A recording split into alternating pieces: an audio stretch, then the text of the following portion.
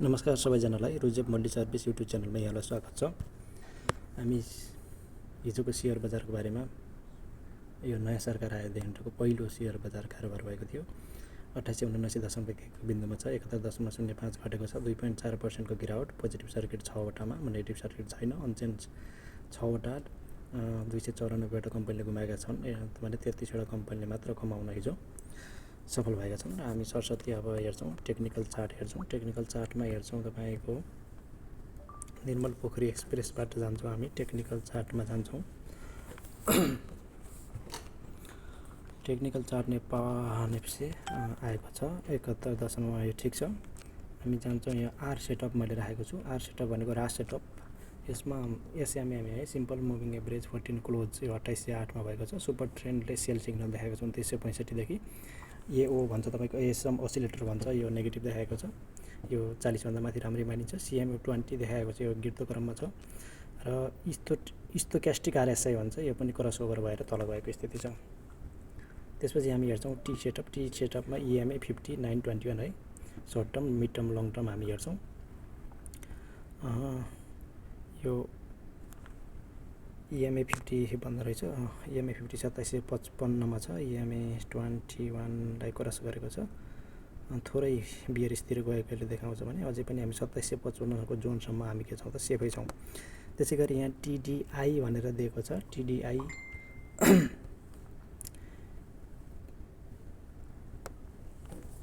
टिडिआई भनेको trader dynamic index भन्छ।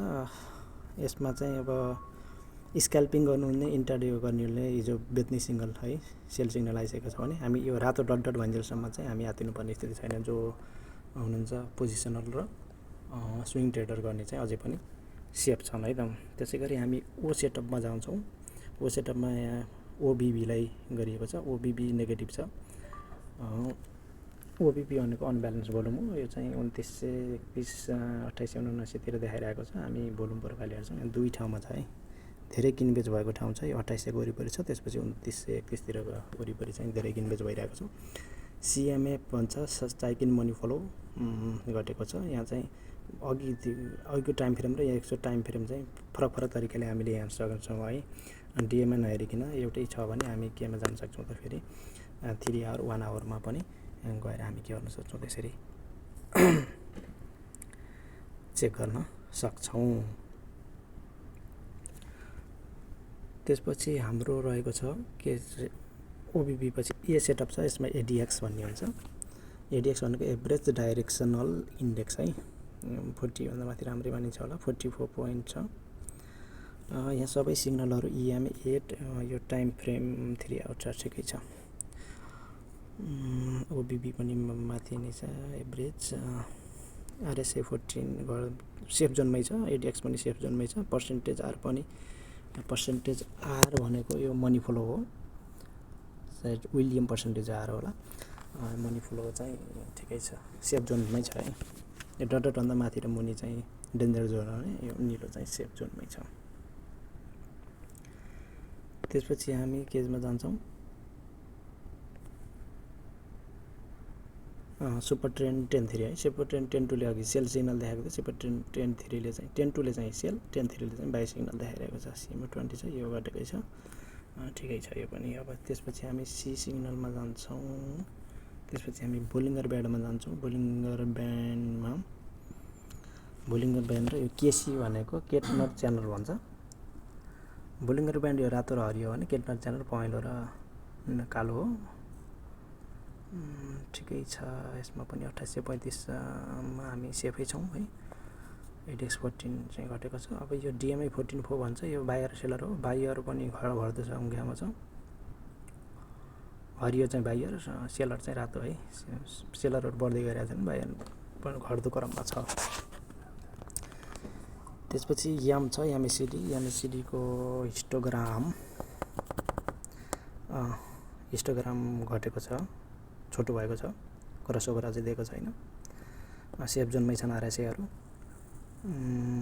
इएमए यो भोल्युम 20 छ, भोल्युम एभरेजमा हाम्रो धेरै नै कारोबार, 20 डेजको एभरेजमा कारोबार राम्रै छ।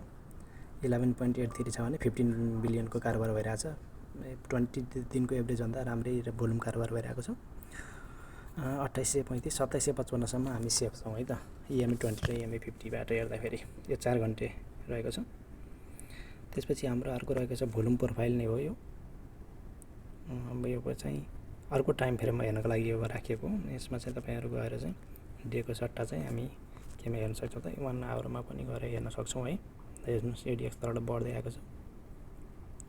के हुन्छ भने कुनै सिग्नलहरू घट्दैमा राम्रो त्यो बजार घटेको छ, बजार घटेको बेलामा चाहिँ फेरि घट्दो स्ट्रेन्थ छ भनेर पनि स्ट्रेन्थमा त देखाउने इन्डिकेटरहरूले के गर्छ त फेरि त्यो मार्केट बढ्छ भन्ने कुराहरू देखाउँछ। किनभने घट्दो क्रमलाई घट्दो स्ट्रेन्थलाई उल्टो देखाउनु भनेको त त्यो के भन्ने हो त बढ्ने पनि हो।